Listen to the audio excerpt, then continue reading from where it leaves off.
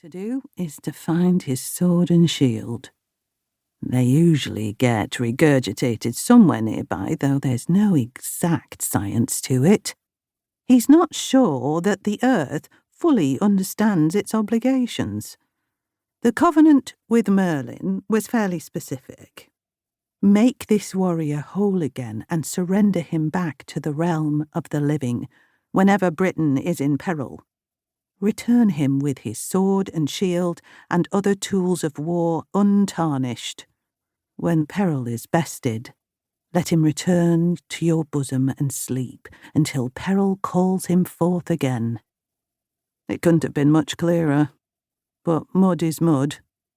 Mud struggles with written instructions. There were bound to be some misunderstandings.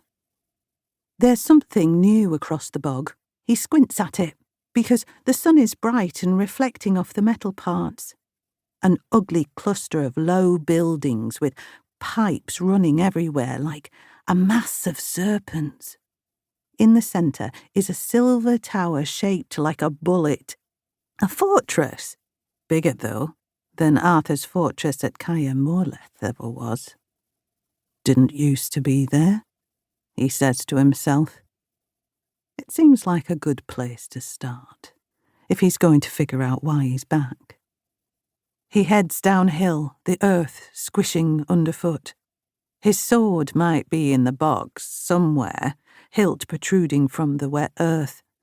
Hopefully he'll just stumble onto it. That's usually how this works. The various ancient forces of the realm conspiring to make things easier for him. That was always one of the perks of being in Arthur's warband.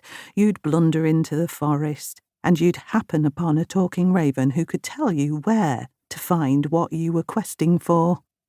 How else would idiots like Bors and Gawain have achieved anything if they hadn't had assistance from white hinds and river spirits guiding them on their way? Not that they ever showed any gratitude.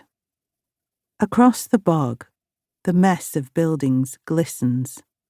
Strange that whoever built this thing built it so close to his old hill. But it's no stranger than white hinds or talking ravens.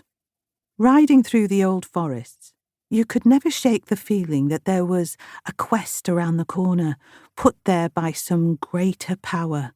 Whether that power was the Christ King, or the Saxon gods, or some older goddess of the trees, Arthur never seemed to notice.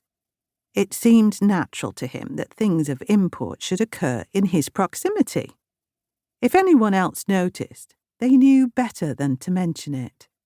Only Kay would bring it up occasionally and earn himself a scowl from Merlin or a jibe from Lancelot. There's a thought to make him angry.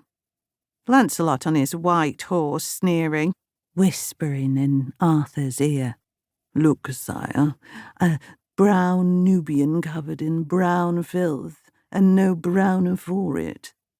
It's a good thought for fueling you through a bog.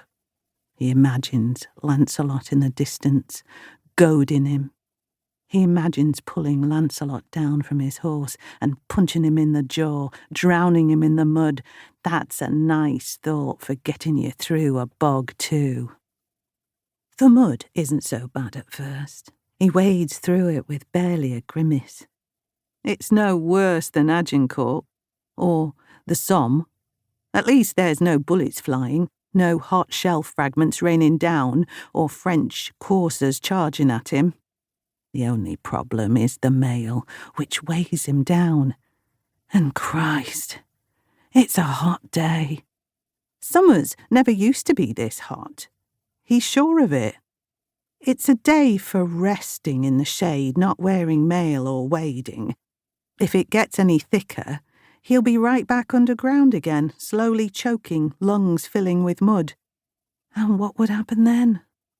He's died in 40 different ways over the years, from Saxon spearheads and Byzantine fire and Japanese inhospitality, but he's never drowned in mud before. That would be a new one to add to the list. He can't help but notice there's something